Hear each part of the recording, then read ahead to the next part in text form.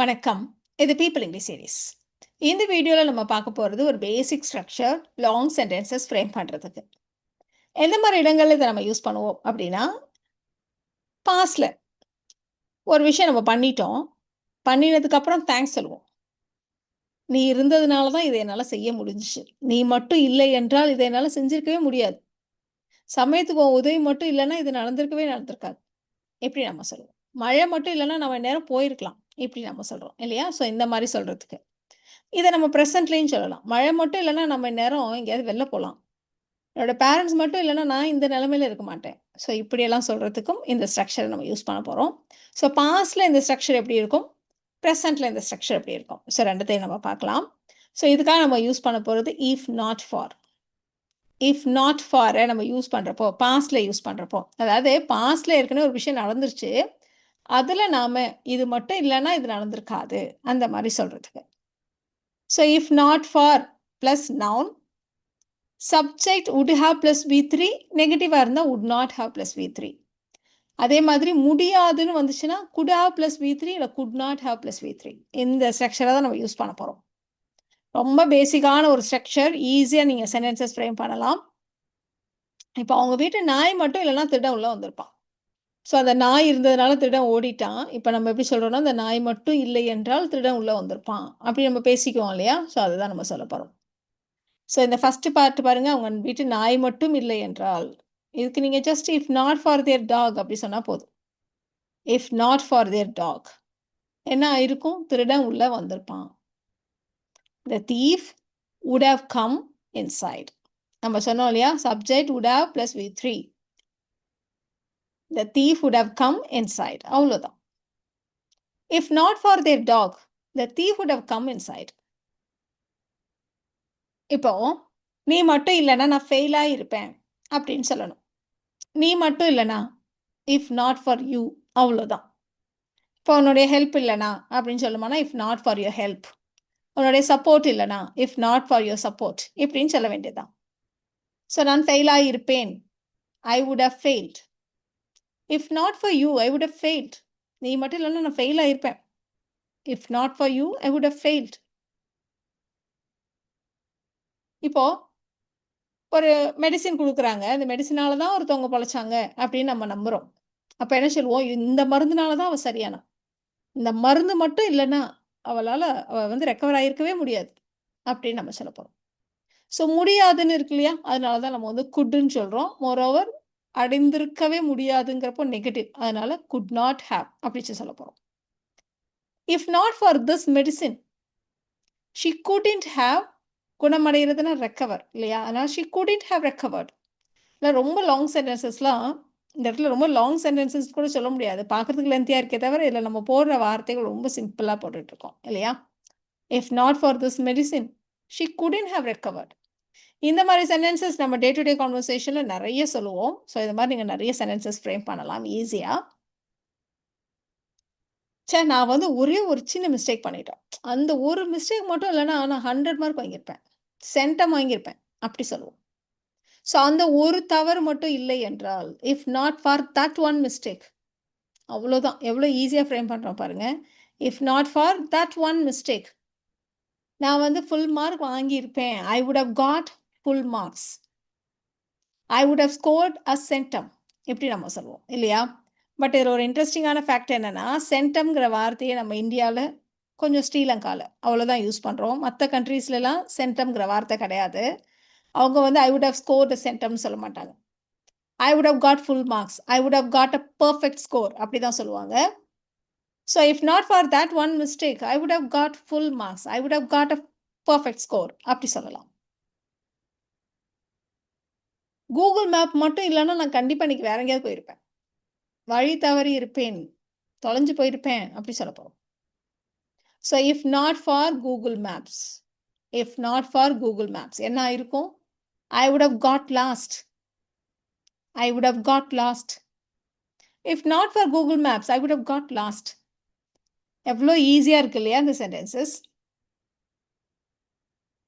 Traffic மட்டும் இல்லைன்னா நான் நேரத்தில் வந்திருப்பேன், டிராஃபிக்னால தான் இவ்வளோ லேட் ஆயிடுச்சு. So if not for the traffic, so பாசிட்டிவோ நெகட்டிவோ ரெண்டுக்குமே இந்த ஸ்ட்ரக்சர் நம்ம சொல்லலாம். பாசிட்டிவாக சொல்கிறதா இருந்தாலும் இந்த ஸ்ட்ரக்சர், நெகட்டிவாக சொல்கிறதா இருந்தாலும் இந்த structure. So if not for the traffic I would have reached, கரெக்டாக வந்து இருப்பேன். I would have reached on time, நேரத்தில் வந்திருப்பேன். If not for the traffic I would have reached on time. இப்போ ஒருத்தருக்கு அடிபட்டுருச்சு, அதனால பெரிய காயங்கள் இல்லை, ஏன்னா சீட் பெல்ட் போட்டிருந்தனால ஓரளவு தப்பிச்சிட்டார். சீட் பெல்ட் மட்டும் இல்லைன்னா அவருக்கு நல்ல காயம் ஏற்பட்டிருக்கும், பலத்த காயம் ஏற்பட்டிருக்கும் அப்படி நம்ம சொல்ல போகிறோம். ஸோ சீட் பெல்ட் இல்லை என்றால் if not for the seat belt, அவ்வளோதான். அப்போ இந்த இடத்துல காயம் ஏற்பட்டிருக்கும்னா நம்ம எப்படி சொல்லுவோம்? ஹி வாஸ் இன்ஜர்ட் அப்படின்னு சொல்லுவோம் இல்லையா? அந்த வாஸோட சேர்த்து தான் சொல்லுவோம். இப்போ வாஸ்ன்னு வருதுன்னா அந்த இடத்துல பி வேர்ப் இருக்குன்னு அர்த்தம். அப்போ நம்ம பி வேர்போடைய தேர்ட் ஃபார்மை தானே போடணும். அப்போ he would have been injured, he would have been seriously injured, ரொம்ப காயம் ஏற்பட்டிருக்கும். If not for the seat belt he would have been seriously injured. இப்போ இவ்வளோ நேரம் நம்ம பாஸ்டில் ஹைப்போதெட்டிக்கல் வச்சு சொன்னோம். இப்போ ப்ரெசென்ட்டில் சொல்ல போகிறோம். ஸோ ப்ரெசென்ட்ன்றதுனால இந்த would have கிடையாது, would have ப்ளஸ் V3 கிடையாது, would could plus basic verb. Can கூட அவ்வளோ வராது, would could, ஏன்னா அது வந்து ஹைப்போதெட்டிக்கல், அதனால் கேன் வந்து எப்போ வரும் அப்படின்றத நம்ம ஒரு எக்ஸாம்பிள் பார்க்கலாம். ஸோ பொதுவாக would இல்லைனா could பேசிக் verb இப்படி தான் நம்ம சொல்லுவோம். இப்போ என்ன மாதிரி ஹைப்போதெட்டிக்கல் அப்படின்னா, ப்ரெசென்ட்டில் இப்போ நம்ம வந்து ஒரு நல்ல நிலைமையில் இருக்கோம். அப்போ நம்ம சொல்லுவோம், என்னோட பெற்றோர்கள் மட்டும் இல்லைன்னா நான் இன்றைக்கு இங்கே இருக்க மாட்டேன், இந்த பொசிஷனில் இருக்க மாட்டேன் அப்படி சொல்ல போகிறோம். இன்று இங்கு இருக்க மாட்டேன் அப்படின்னு சொல்ல போகிறோம். ஸோ என்னுடைய பெற்றோர் இல்லை என்றால் if not for my parents I wouldn't be here today. I would not be இருக்கிறது இல்லையா? ஸோ இருக்கிறதுனா be verb. So I would not be here today, இங்கு இருக்க மாட்டேன்.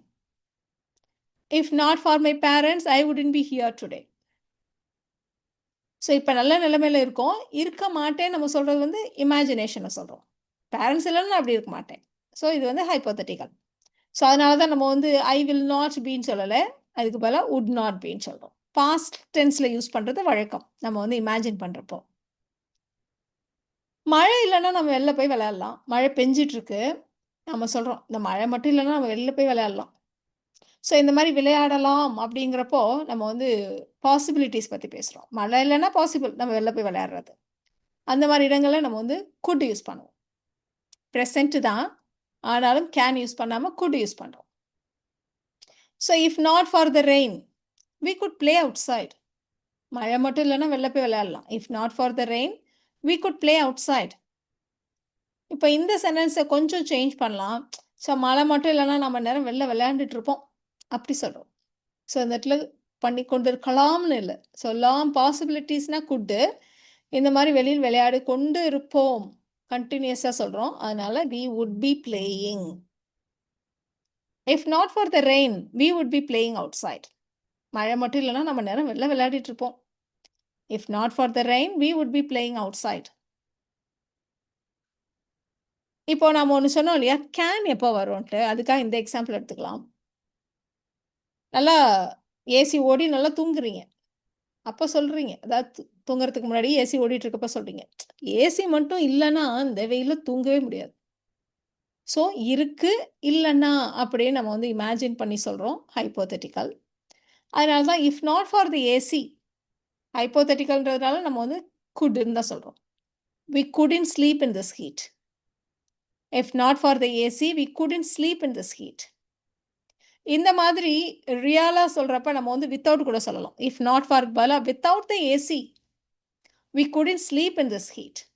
ஆனால் இந்த மாதிரி வித்தவுட் போடுறப்ப கூட ஹைப்போதெட்டிக்கல் அப்படின்றத சொல்கிற மாதிரி நம்ம இந்த இடத்துல குட்ன்னு தான் போடணும். ஸோ வித்தவுட் ப்ளஸ் இந்த மாதிரி பாஸ்ட் டென்ஸ் சொன்னால் அப்போ அது வந்து ஹைப்போதெட்டிக்கல். இப்போது இது வந்து நம்ம ஹைப்போதெட்டிக்கல்னு சொன்னோம். இப்போ இப்படி சொல்லுவோம், ஏசி இல்லைன்னா என்னால் தூங்க முடியாது. இது வந்து ஜென்ரல் ஃபேக்டாக சொல்கிறோன்னு வச்சுக்கோங்களேன். இந்த இடத்துல ஹைப்போதெட்டிக்கலில் ஜென்ரலாக என்னால் ஏசி இல்லாமல் தூங்க முடியாது அப்படி நீங்கள் சொல்கிறீங்கன்னா, without the AC I can sleep in this heat. எனக்கு தூக்கமே வராது. இது வந்து ஜென்ரல் ஃபேக்ட்ன்றதுனால ஐ கேன் ஸ்லீப்னு போட்டிருக்கோம். நீங்கள் ஏசி ஓடிட்டு இருக்கப்போ ஏசி இல்லைன்னா நம்மளால் தூங்கவே முடியாது அப்படி நீங்கள் ஹைப்போதெட்டிக்கல் சொல்கிறதா இருந்தால் குடின்ட்டுன்னு நம்ம சொல்கிறோம். ஸோ அந்த டிஃப்ரென்ஸ் தெரிஞ்சுக்கோங்க. இப்ப நீங்க ஒரு கார வாங்கலாம்னு நெனைக்கிறீங்க. பட் அது ரொம்ப எக்ஸ்பென்சிவா இருக்கு. ஹை பிரைஸா இருக்கு. அப்ப சொல்றோம். ஸோ இவ்ளோ விலை இல்லன்னா நான் அந்த கார வாங்குவேன். பட் ரொம்ப விலை ஜாஸ்தியா இருக்கே! ஸோ இமேஜின் தான் பண்றோம். இல்லையா? If not for the high price, I would buy that car. இந்த கார நான் வாங்குவேன். So imagination. அதனால தான் வுட்டுன்னு சொல்றோம். I will buy that car அப்படி சொல்லல. நான் கண்டிப்பா வாங்குவேன் அப்படின்னா, I will buy that car. இந்த இடத்துல இப்படி இருந்தாட்டா நான் வாங்குவேன். அப்படி சொல்றோம். So if not for the high price, I would buy that car. சரி. இப்போ இந்த 2 ஸ்ட்ரக்சர்ஸ் பார்த்தோம் இல்லையா? பாஸ்ட்ல நம்மளுடைய இமேஜினேஷன், பிரசன்ட்ல நம்மளுடைய இமேஜினேஷன். இந்த சென்டென்சஸ நீங்க ட்ரை பண்ணுங்க. கொடை மட்டும் இல்லன்னா நான் நல்லா நனைஞ்சிருப்பேன். கொடை இருந்ததுனால தான் நான் நனையல. கொடை மட்டும் இல்லை என்றால் நான் நனைந்திருப்பேன். உன்னோட ஹெல்ப் மட்டும் இல்லன்னா நான் இந்த வேலைய முடிச்சிருக்கவே முடியாது. வீட்ல குழந்தைங்க இல்லன்னா, வீடு ரொம்ப அப்படியே அமைதியா இருக்கும். ஸோ இந்த சென்டென்சஸ் தான் நீங்க ட்ரை பண்ணணும். இதுக்கான ஆன்சர்ஸ நாளைக்கு நான் போஸ்ட் பண்றேன். அப்புறம் நேத்து பார்த்தோம் இல்லையா? இந்த was to have, were to have அதுக்கான ஆன்சர்ஸ் நீங்க செக் பண்ணிக்கலாம்.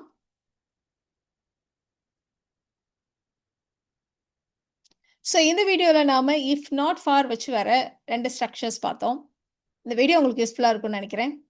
Thank you so much.